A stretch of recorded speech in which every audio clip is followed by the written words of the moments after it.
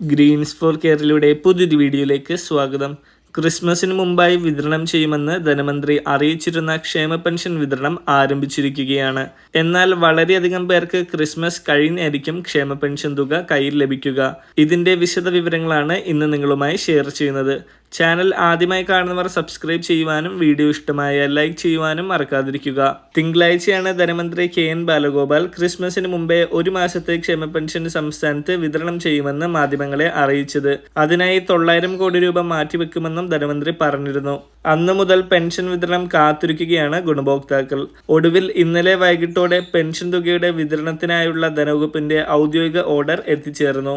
സംസ്ഥാനത്ത് 50 ലക്ഷത്തിലധികം വരുന്ന സാമൂഹ്യ സുരക്ഷാ പെൻഷനുകളും ക്ഷേമനിധി ബോർഡ് പെൻഷനുകളും ലഭിക്കുന്നവർ കാത്തിരുന്ന അറിയിപ്പാണ് എത്തിയിരിക്കുന്നത്. സംസ്ഥാനത്ത് ഒരു മാസത്തെ ക്ഷേമ പെൻഷൻ വിതരണം ആരംഭിച്ചിരിക്കുന്നു.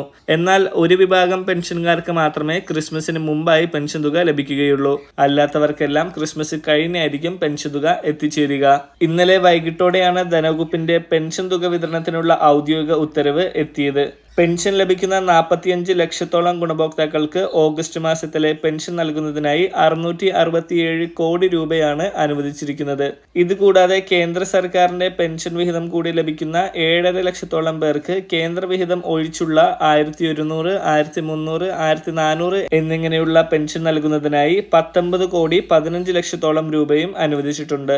സാമൂഹ്യ സുരക്ഷാ പെൻഷനുകൾക്കൊപ്പം സർക്കാരിന്റെ ധനസഹായം കൊണ്ട് ക്ഷേമനിധി പെൻഷനുകൾ നൽകുന്ന 16 ക്ഷേമനിധി ബോർഡുകളിലെ 5,60,000-ഓളം പേർക്ക് ക്ഷേമനിധി പെൻഷൻ നൽകുന്നതിനായി 89 കോടിയോളം രൂപയും അനുവദിച്ചിട്ടുണ്ട്. തിങ്കളാഴ്ചയാണ് ധനമന്ത്രി KN ബാലഗോപാൽ ക്രിസ്മസിന് മുമ്പായി ഒരു മാസത്തെ ക്ഷേമ പെൻഷൻ വിതരണം ചെയ്യുമെന്നും അതിനായി 900 കോടി രൂപ മാറ്റിവെക്കുമെന്നും അറിയിച്ചത്. പക്ഷേ ധനമന്ത്രിയുടെ നിർദ്ദേശം ഉണ്ടായിരുന്നുവെങ്കിലും ഇന്നലെ വൈകിട്ടാണ് ഔദ്യോഗിക പെൻഷൻ വിതരണ അറിയിപ്പ് വന്നത്. ഇന്നലെ പെൻഷൻ വിതരണം ആരംഭിക്കുമെന്ന് പറഞ്ഞിരുന്നുവെങ്കിലും അക്കൗണ്ടുകളിൽ തുക എത്തിച്ചേർന്നിരുന്നില്ല. ഡിസംബർ 20 പെൻഷൻ വിതരണം ആരംഭിച്ച് ഡിസംബർ 30 പെൻഷൻ വിതരണം പൂർത്തിയാക്കണമെന്നും ഉത്തരവിലുണ്ട്. ജനുവരി 5 ശേഷം വിതരണം ചെയ്യാത്ത തുക തിരുവനന്തപുരത്തെ Kerala state social security pension limited കമ്പനിയിലേക്ക് തിരിച്ചയക്കും. ബാങ്ക് അക്കൗണ്ടുകളിലേക്ക് ഇന്ന് മുതൽ പെൻഷൻ തുക വിതരണം ആരംഭിക്കും. പെൻഷൻ ലഭിക്കുന്നവർ അക്കാര്യമൊന്ന് കമന്റായി രേഖപ്പെടുത്തുക.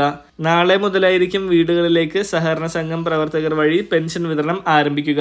ഭൂരിഭാഗം പേർക്കും ക്രിസ്മസ് കഴിഞ്ഞ് അടുത്ത ആഴ്ചയിൽ വീടുകളിൽ പെൻഷൻ എത്തിച്ചേരും. ക്രിസ്മസിന് മുമ്പ് പെൻഷൻ ലഭിക്കാത്തവർ വിഷമിക്കേണ്ടതില്ല.